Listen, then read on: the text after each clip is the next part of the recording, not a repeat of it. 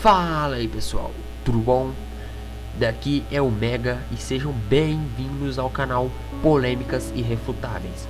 Hoje, com o primeiro vídeo, vamos falar sobre ateísmo.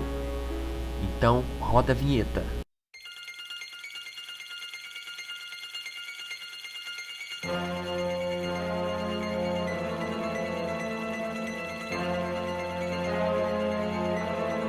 Hoje falaremos sobre ateus e, entre aspas, sua crença, ou no caso, a ausência dela, né? Bom, para você entender um pouco do assunto, é necessário um certo conhecimento religioso, ok? Então, vamos lá. O que significa o nome?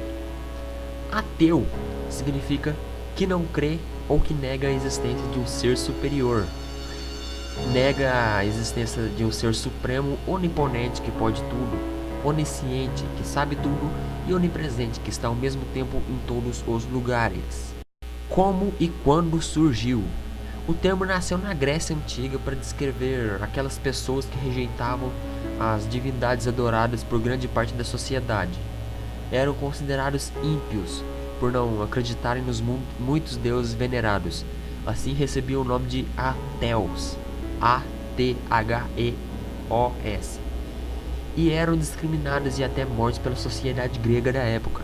Os ateus continuaram com o passar do século, dessa vez se expandindo não somente para a Europa, mas por todo o mundo. O ateísmo é a doutrina dos ateus. É uma postura filosófica que rejeita a ideia de existência de qualquer Deus ou seres supremos superiores a nós humanos. É uma atitude de descrença perante a afirmação religiosa de que existem divindades e de que elas exercem influência no universo e na conduta humana. Um ateu pode ter uma atitude ativa quando defende de forma veemente a ausência de qualquer Deus, ou uma atitude passiva quando nega apenas por não haver provas que demonstrem a existência da divindade.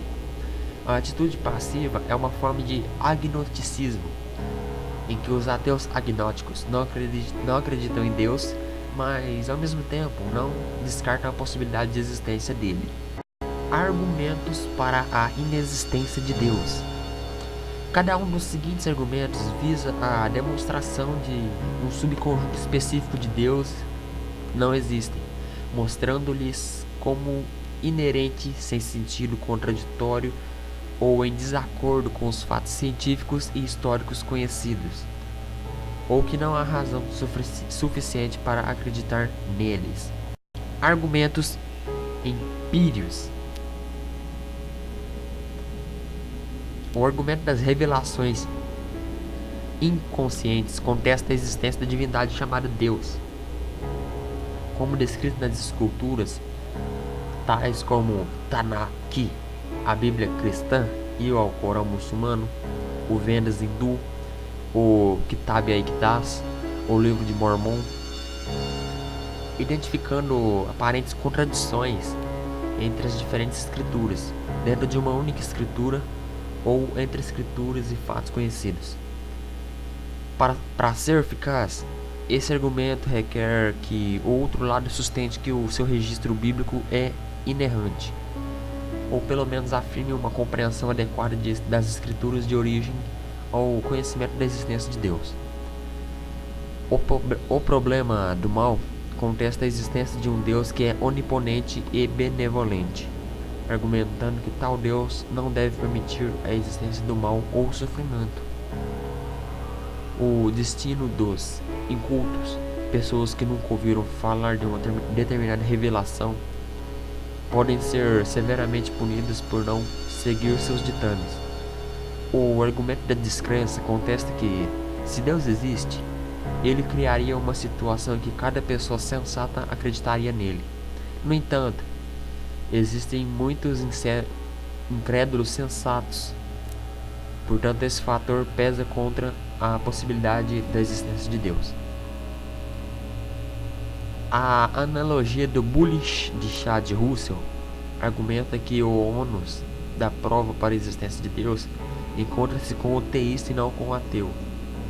A analogia pode ser considerada uma extensão da navalha de Ockham.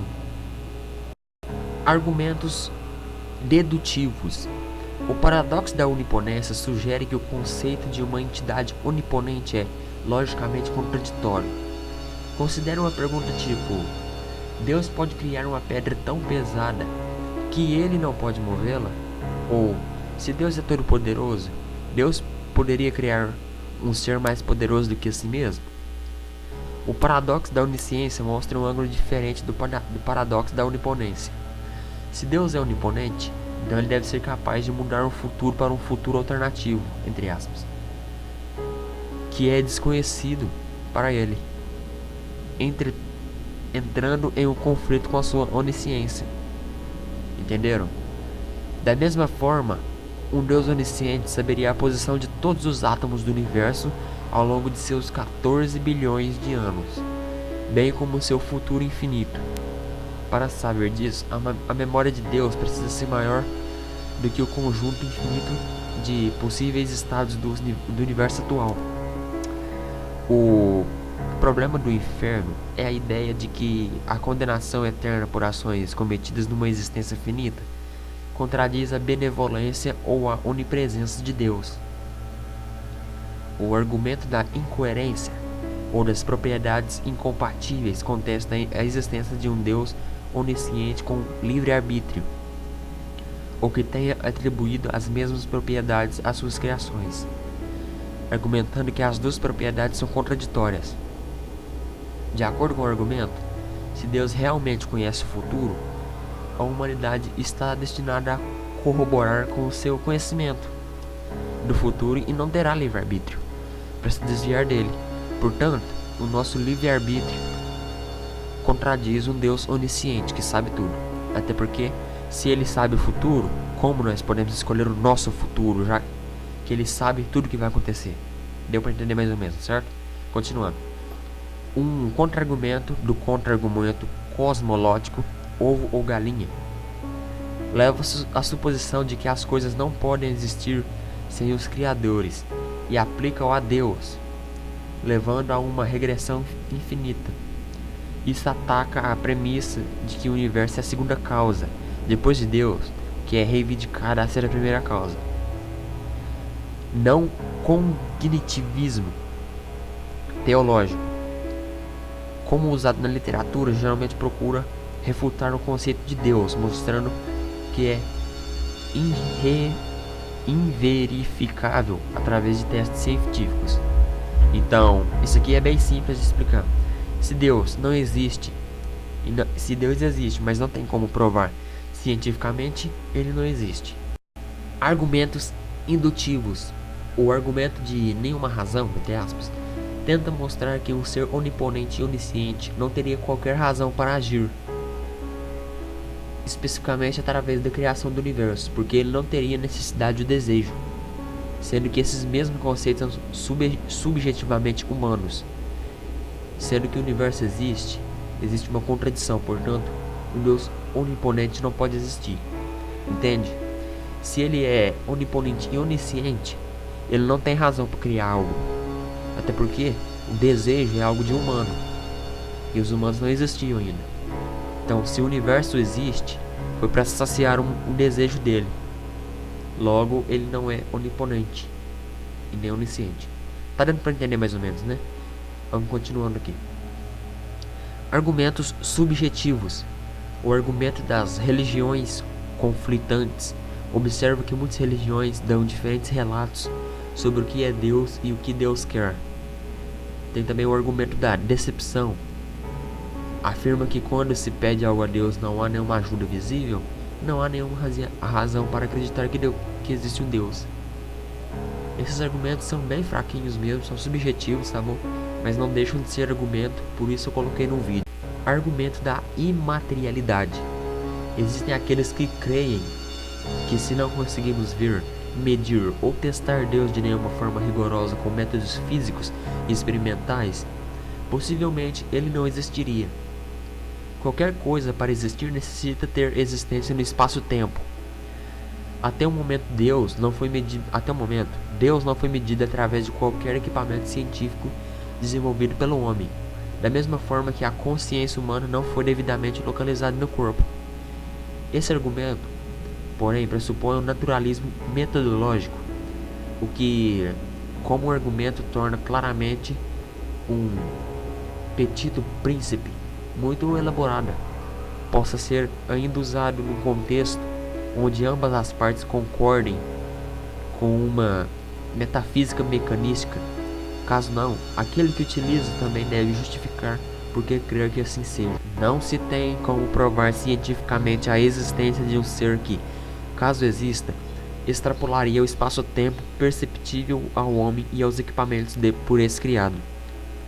O único meio de pesquisa e estudo das demais dimensões que constituem o universo só pode se dar através de conceitos de física, de filosofia e de fórmulas matemáticas, que são todas imateriais. Devido a isso, pela impossibilidade de medir Deus através de instrumentos científicos, muitos declaram a inexistência dele.